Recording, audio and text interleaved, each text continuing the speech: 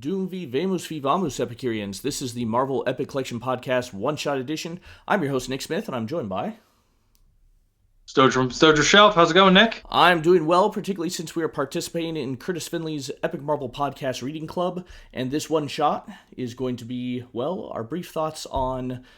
well, the start of a new volume. All right, this is Volume 8. There it is in all its glory. I, Magneto. When I saw that, the name of it, obviously it's playing off of I, Claudius, right? The book that became I think a movie, maybe it was a television series. I never watched it. Well, I won't cover my thoughts on that because we actually have an issue called I, Magneto, so I'll save it for that. This volume includes X Men number 144 to 153, X Men Annual number 5, Avengers Annual number 10, Bizarre Adventures number 27, and material from Marvel Fanfare number 1 through 4. Now, usually for an intro to a volume, I like to read the whole volume in advance and then kind of give some thoughts beforehand, but since we're recording these kind of as they go, how about I just read the snippet out off the back? Right? Just a little intro. Yeah, that works. And one of the other things I wanted to check, I don't remember if there's multiple printings of this volume, but we've been comparing about whether we have the same printing. This one's from 2021 for me. If it's a 2021 printing, I'm gonna say they may not have reprinted this yet. I was going to say this is. I think this is the only printing because this is one of the X Men volumes that is rather pricey. This is one that's hard to come by these days.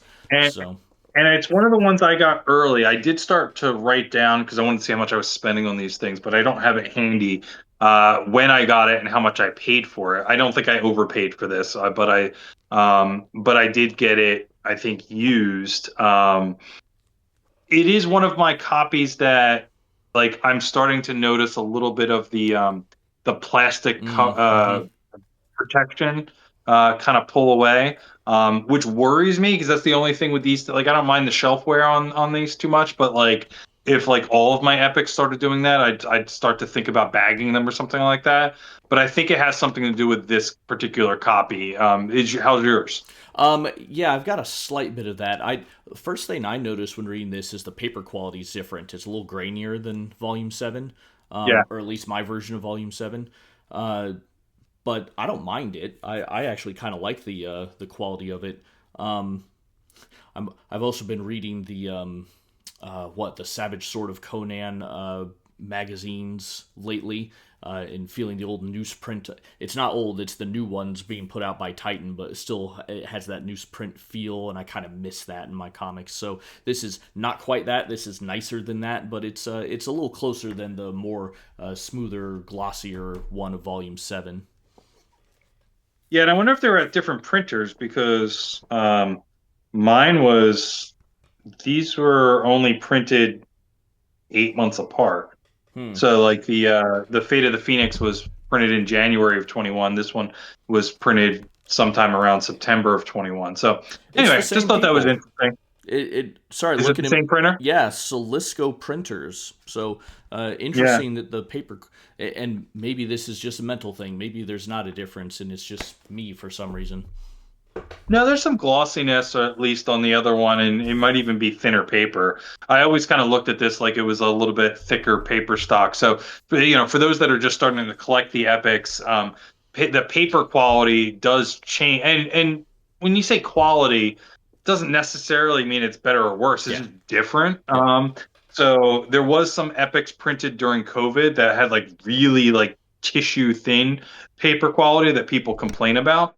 But basically, the older epics, and epics have been around for 13 years or so at this point, usually have a little bit more of a newspaper print, like a grittier feel, like more of a matte texture, versus a glossy texture is probably the easiest way to think about it. And the paper's slightly thicker, which, lends to the volumes being thicker, in addition to what the page count might be. So, I'd have to check what the page count between these two are, but, they're a little bit thicker one versus the other. So anyway. Now you're doing that, and you're making me think. What about yellowing? Because I saw one of yours had a little bit of yellowing, but mine are not. So yeah, and I will say that I think that the and this is purely observationally, that I think like the older, thicker paper does have more of a tendency to yellow, probably because it doesn't have that glossiness to it to protect it a little bit. But I don't know that for a fact. But a little yellowing doesn't hurt anybody. Yeah, I'm not worried about that personally, but if you are, keep your stuff out of sunlight, right? Yeah.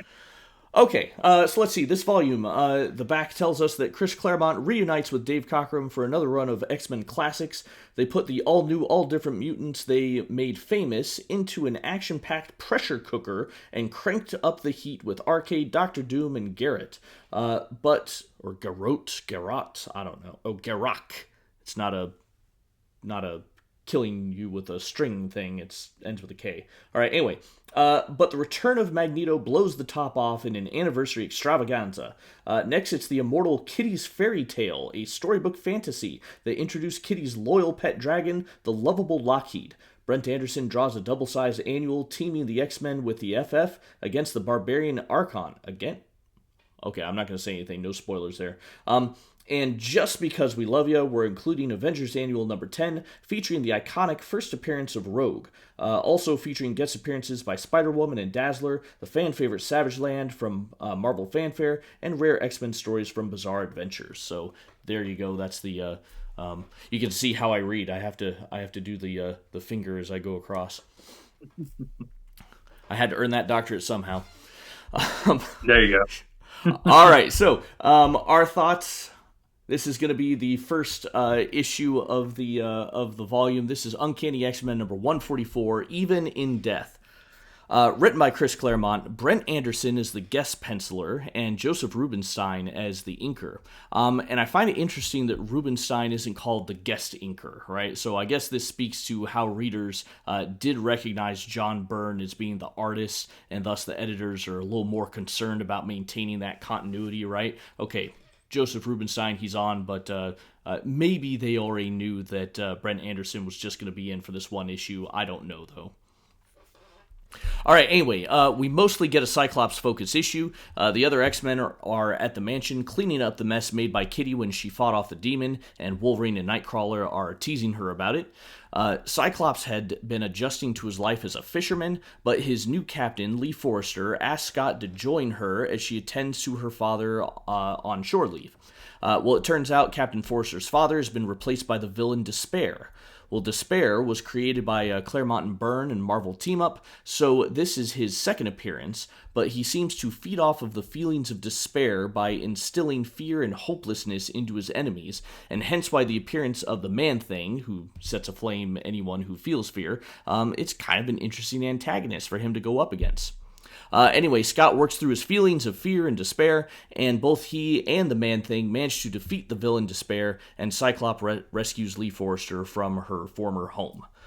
All right, Stojr, what are your thoughts?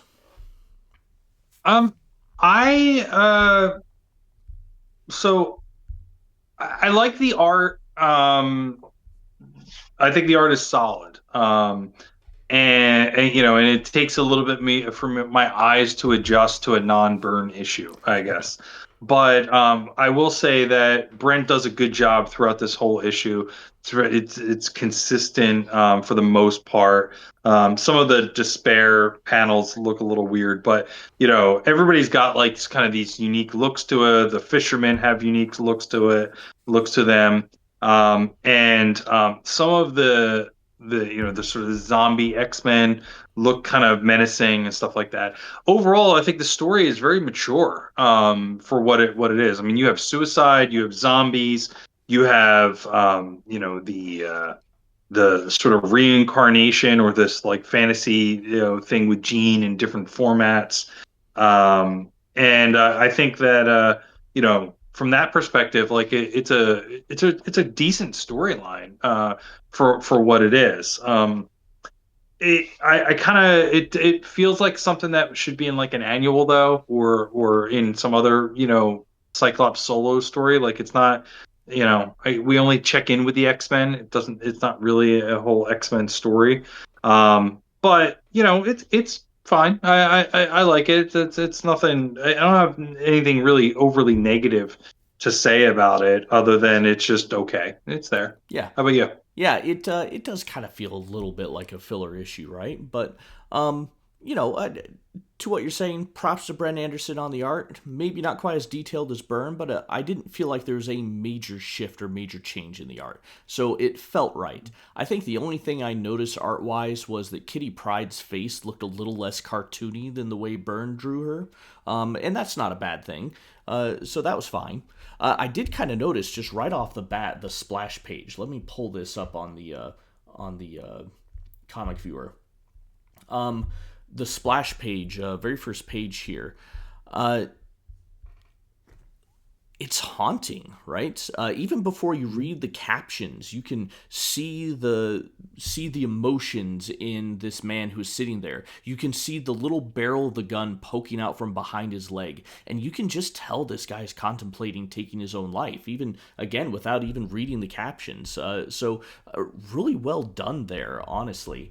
Um, I thought the dynamic between Xavier and Warren, relying on Warren to kind of help foot the bill for the destruction of the manor, that was kind of interesting. I thought I was thinking to myself, doesn't Xavier have insurance? But then again, maybe insurance doesn't cover demon attacks, or maybe insurance would require him revealing that he has this training camp for teenage warriors, and that probably doesn't go over well. Um, I'm not sure I care too much for the character of Despair, to be honest, but he does offer us an opportunity to get some insights into Scott's life and what he had been feeling with the death of Jean, right? So we do get his inner thoughts on that. But honestly, I thought the events that were going on in the X-Men's mansion was more interesting. I guess we do need to keep tabs on Cyclops, but I kind of wish we spent more time with them cleaning up the Danger Room. Although, come to think of it, was it in the Phoenix the Untold Story that Claremont said something about how he doesn't like the Danger Room? I feel like I read that I somewhere don't recently. remember. Yeah, maybe. So maybe this was the excuse to get rid of the Danger Room, or at least for a while, is to have it completely trashed. I don't know. It's probably a good idea, right? I mean, I said in one of our past episodes that, they were doing a good job balancing what was in that danger room, but if they kept going back to it all the time, it would get old. So I think taking it off the table, at least for a little while, makes perfect sense. I know this villain pops up again in the future, but I always kind of feel like they're, similar to like Nightmare. These sort of like, extra what do you like spiritual or entity type villains that feed on your fears or your nightmares or whatever. They kind of fall flat for me because they kind of one trick ponies.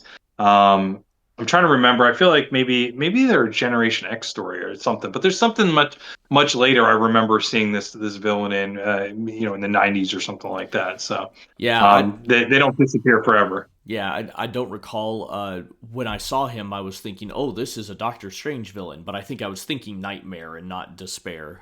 So hence why I did a little research and found out this is really his second appearance. He's a Claremont creation from Marvel Team Up. Gotcha. Okay. All right, I do have a no prize award for this one. All The right. SS Food Poisoning Award goes to the Arcadia, which we're told was out at sea for a month before bringing their catch back to shore. Now, granted, I'm a landlubber. I come from a landlocked state. I don't know a whole lot about boats, but I don't think I'm going to eat a damn thing that comes off of that boat. All right, if it's been out with dead fish in it for a month, the smell alone I think would be enough to fend off Galactus, but that could just be me.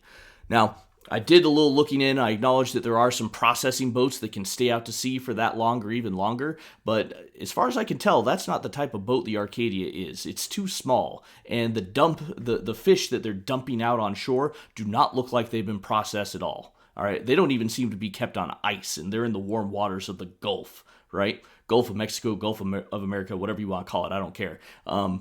That looks gross.